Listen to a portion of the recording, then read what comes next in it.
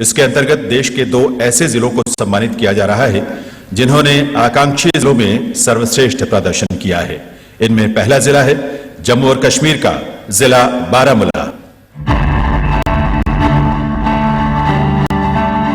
जम्मू कश्मीर के aspirational district Baramulla ने लिखी है सफलता की अभूतपूर्व कहानी। कड़क दूध की कमी वाला ये जिला आज मिल्क सरप्लस है। खाद्य तेल, सेब, सब्जी और शहद के उत्पादन में भी इसने छुई है नई ऊंचाई। बच्चों के स्वास्थ्य की पूरी सुरक्षा, मॉडल और स्मार्ट स्कूल अब इसकी नई पहचान है। इस सफलता के लिए टीम को शुभकामनाएं। जिला बारामूला की ओर से ये पुरस्कार प्राप्त कर रही हैं वहां के deputy commissioner doctor Syed Sehrish Asghar.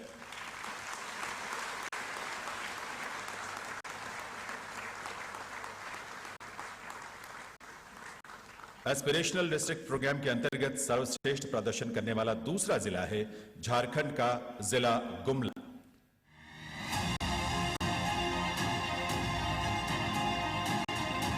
Jharkhand के एस्पिरेशनल डिस्ट्रिक्ट गुमला ने हर क्षेत्र में लिखी है तरक्की की नई कहानी।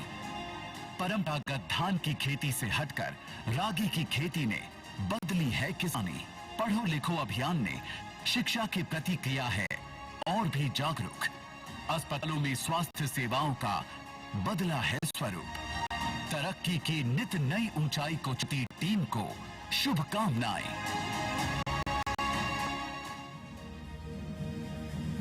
जिला गुमला झारखंड की ओर से पुरस्कार प्राप्त कर रहे हैं वहां के डिप्टी कमिश्नर श्री सुशांत गौरव।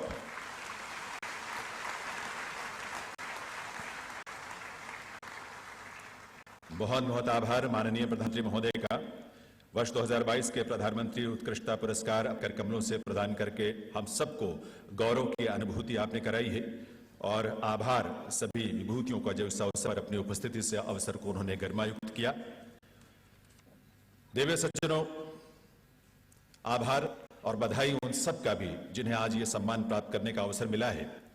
परिस्थितियां चाहे सामान्य रही हों या असामान्य, हर हाल में हमें हमारी क्षमता का भान कराने, हमारे मन, वचन और कर्म को राष्ट्र प्रथम के साथ जोड़ने का श्रेय माननीय प्रधानमंत्री महोदय को जाता है। महोदय, ये कथन हर सिविल सर्वेंट के लिए एक मंत्र है कि व्यवस्थाएं जीवंत होनी चाहिए, व्यवस्थाएं डायनामिक होनी चाहिए।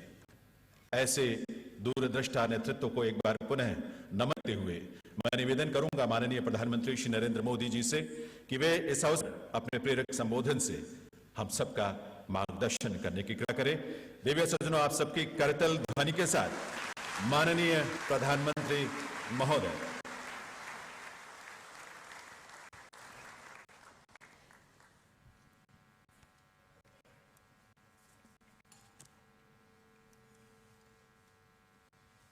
मंत्रिमंडल के सहयोगी डॉक्टर जितेंद्र सिंह, श्री पी.के. मिश्रा जी, श्री राजीव गौबा जी, श्री श्रीनिवासन जी और इस कार्यक्रम में जुड़े सभी कर्मियों की साथ देवी और सज्जनों, आप सभी को सिविल सेवा दिवस की बहुत बहुत शुभकामनाएं। इस साल का सिविल सर्विस डे बहुत ज्यादा महत्वपूर्ण है।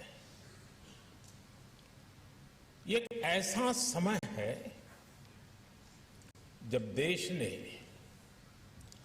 अपनी आजादी के 75 वर्ष पूरे किए हैं।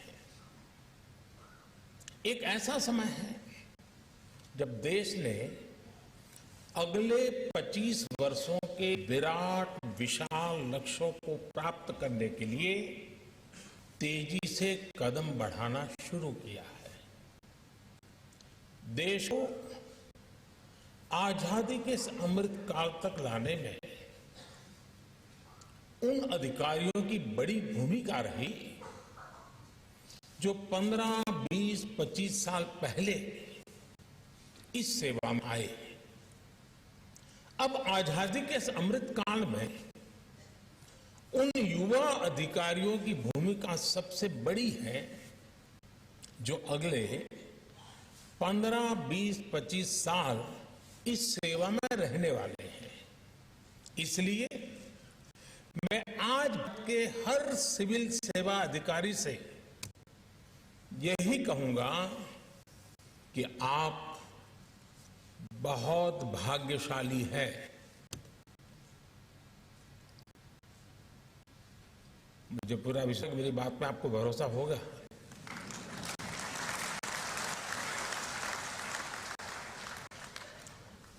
हो सकता है कुछ लोग न भी मानते हो वो भाग्यशाली नहीं है।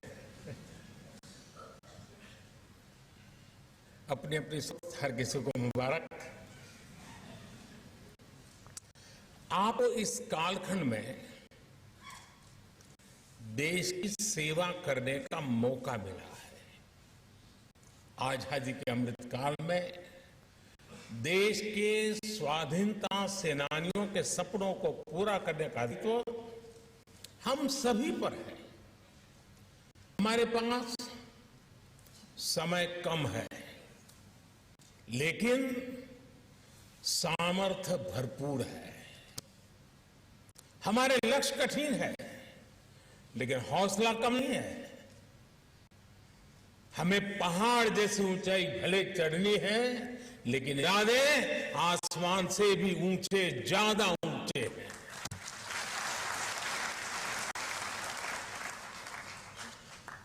पिछले 9 वर्षों में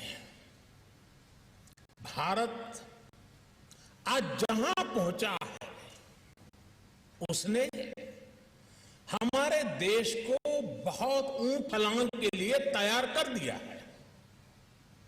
मैं अक्सर कहता हूं कि देश में ब्यूरोक्रेसी वही है, अधिकारी कर्मचारी वही है, लेकिन परिणाम बदल गए हैं।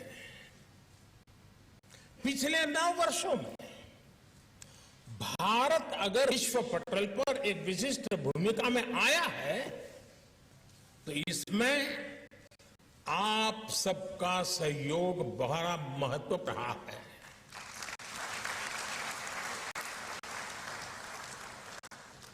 पिछले 9 वर्षों में अगर देश के गरीब से गरीब को भी सुशासन का विश्वास मिला है, तो इसमें भी आपकी मेहनत ने रंग लाया है। पिछले 9 वर्षों में अगर भारत के विकास को नई गति मिली है, तो ये भी आपकी भागीदारी के बिना संभव नहीं था। कोरोना के महासंकट के बावजूद आज भारत दुनिया की 5वीं सबसे बड़ी अर्थव्यवस्था है।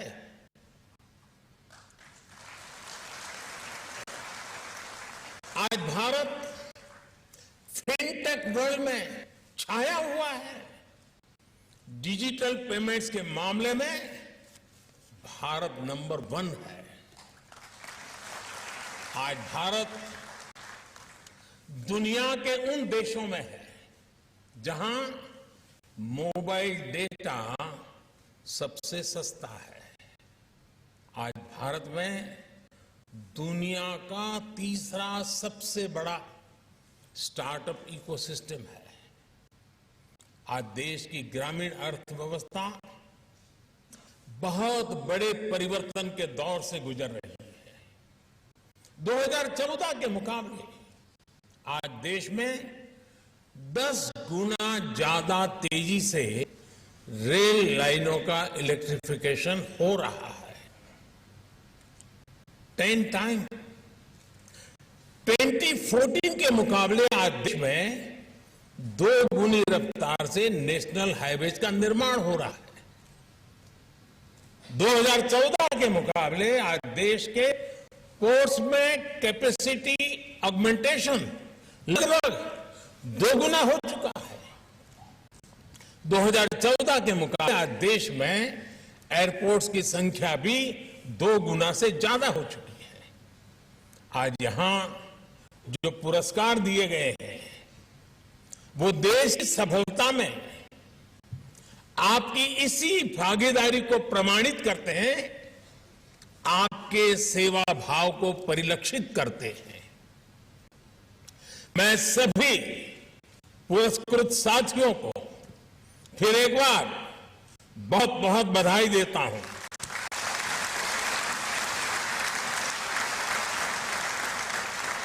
साथियों, बीते वर्ष 15 अगस्त को मैंने लाल किले से देश के सामने पंच प्राणों का आह्वान किया है।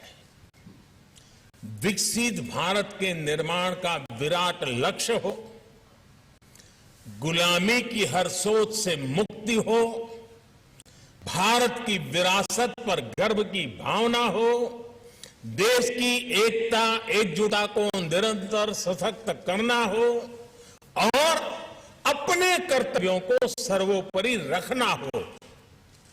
इन पंच प्राणों की प्रेरणा से जो ऊर्जा निकलेगी वो हमारे देश को वो ऊंचाई देगी जिसका वो हमेशा हकदार रहा है।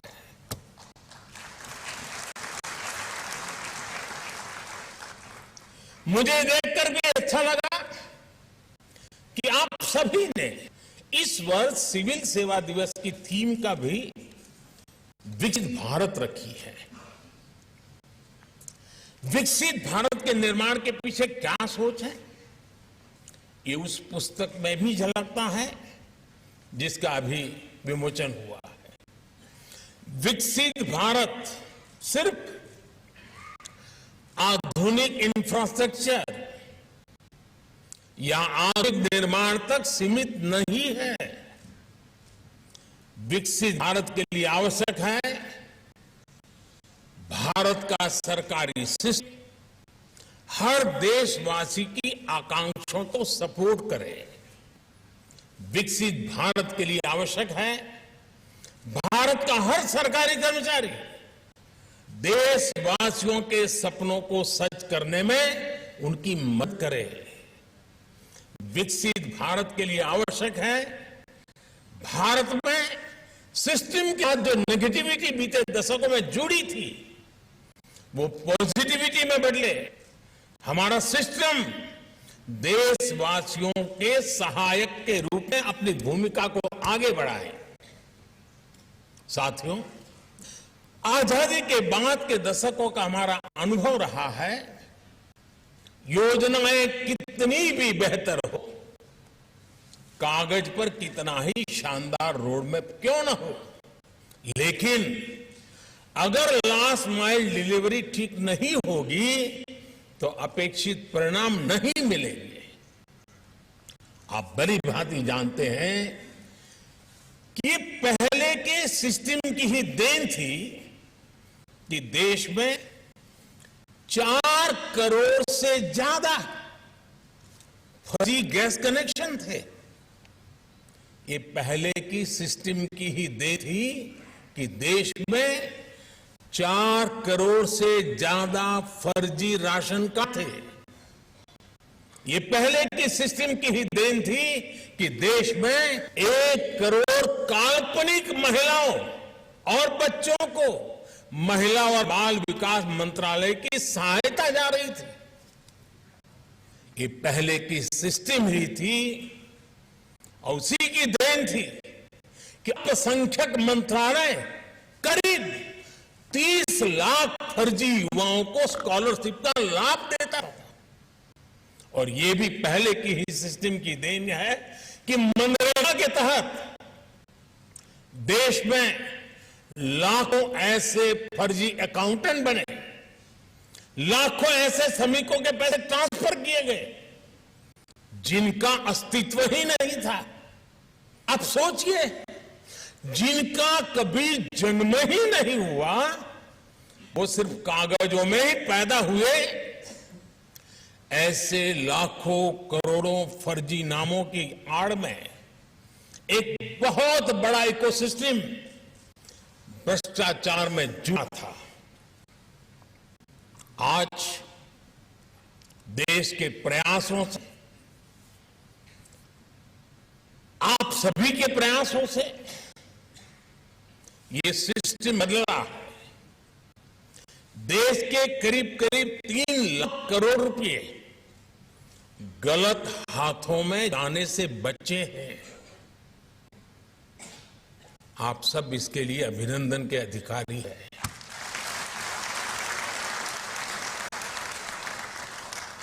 आज ये पैसे गरीबों की भलाई के काम आ रहे हैं, उनका जीवन आसान बना रहे हैं।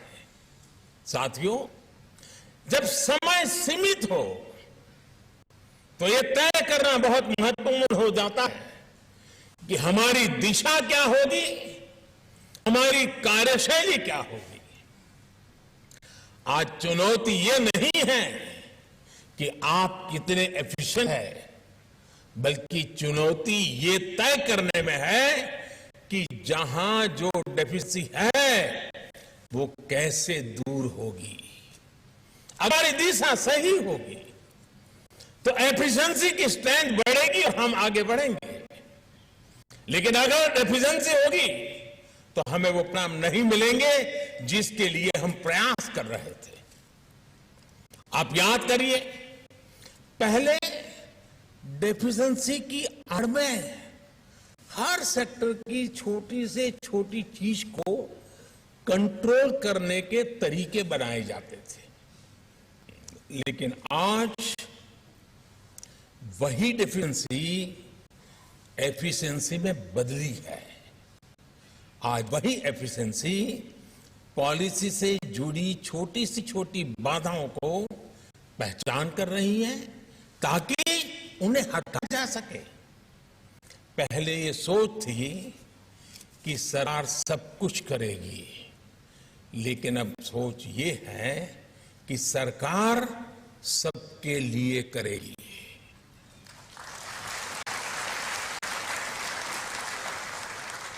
अब सरकार सबके लिए काम करने की भावना के साथ टाइम और रिसोर्सेज का एफिशिएंटली उपयोग कर रही है।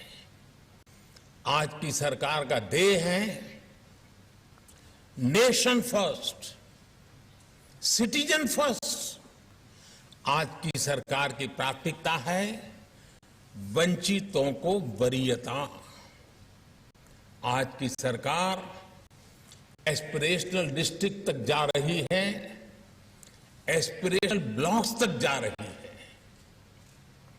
आज की सरकार देश के सीमावर्ती गांवों को आखिरी गांव न मानकर उन्हें फर्स्ट विलेज मानते हुए काम कर रही है। वाइब्रेंट विलेज योजना चला रही है। ये बीते वर्षों में हमारी सरकार की बहुत बड़ी